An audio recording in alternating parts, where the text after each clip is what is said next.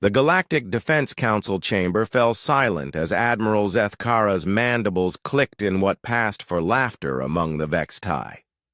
Around the crystalline amphitheater, representatives from 47 species watched the holographic display, showing Earth's primitive military arsenal with barely concealed amusement.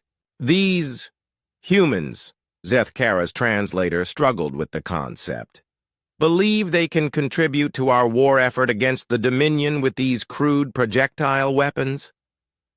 The display showed footage of human tanks, aircraft, and infantry, all laughably primitive compared to the energy-based weaponry that had dominated galactic warfare for millennia. Ambassador Chen Wei stood at the center of the chamber, her small frame dwarfed by the towering alien dignitaries.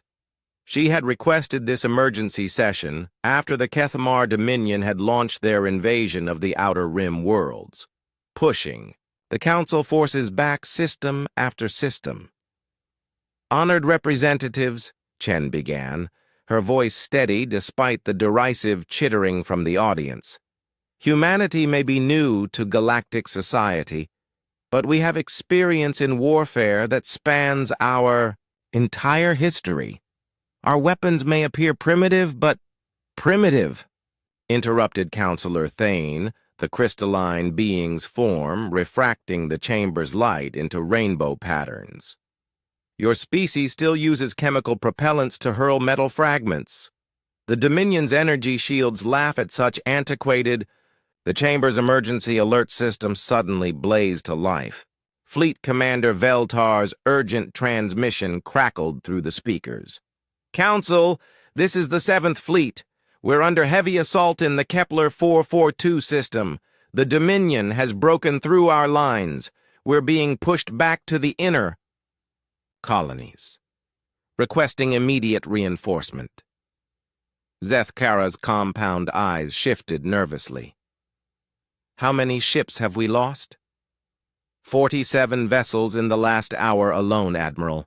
Their new adaptive shielding is proving impervious to our plasma cannons and phase disruptors. We need new tactics, new weapons, something they haven't adapted to yet. The chamber erupted in panicked discussions. Species after species offered variations of the same energy-based weapons that had already proven ineffective. Chen cleared her throat.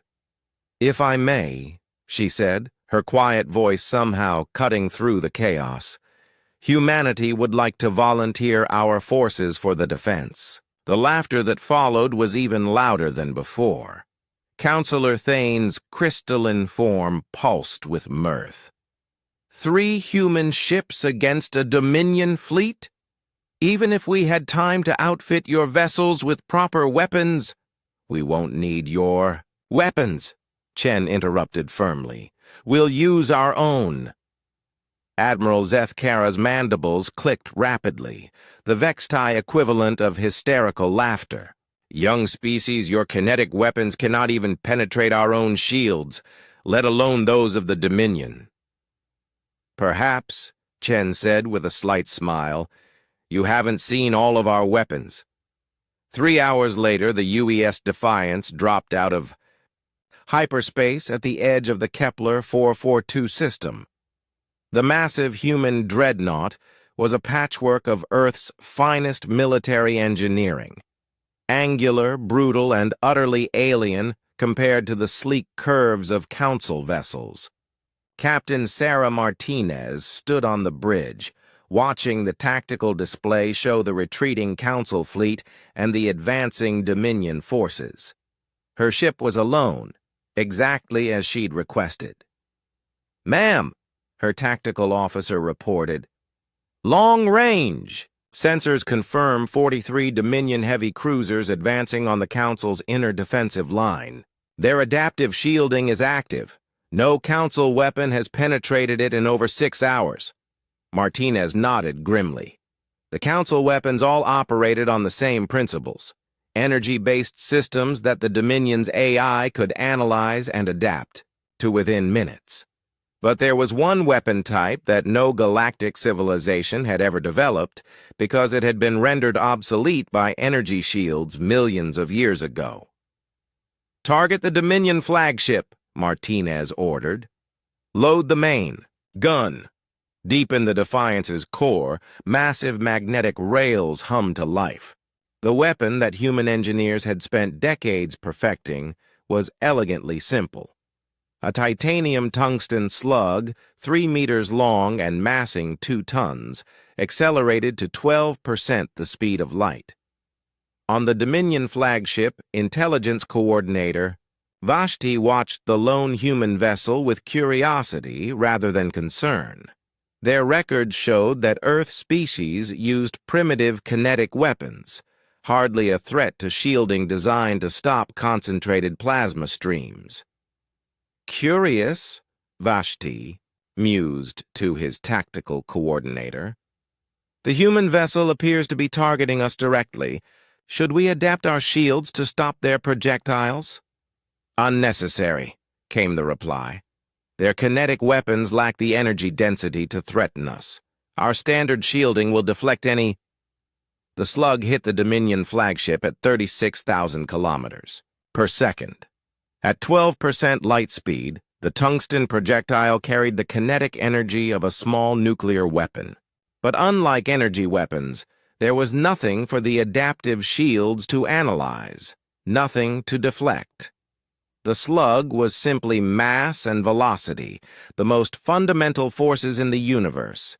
It punched through the Dominion shields as if they didn't exist, passed through 17 decks of advanced armor plating, and vaporized the ship's central core in a blast of superheated metal and plasma. The Dominion flagship simply ceased.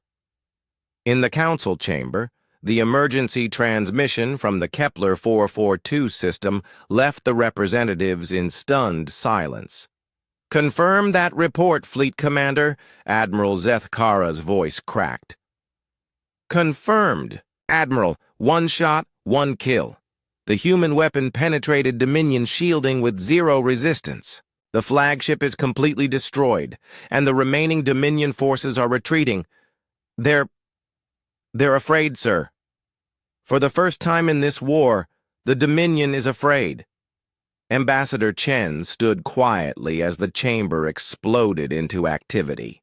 Species after species approached her, offering alliance, trade agreements, technology exchanges.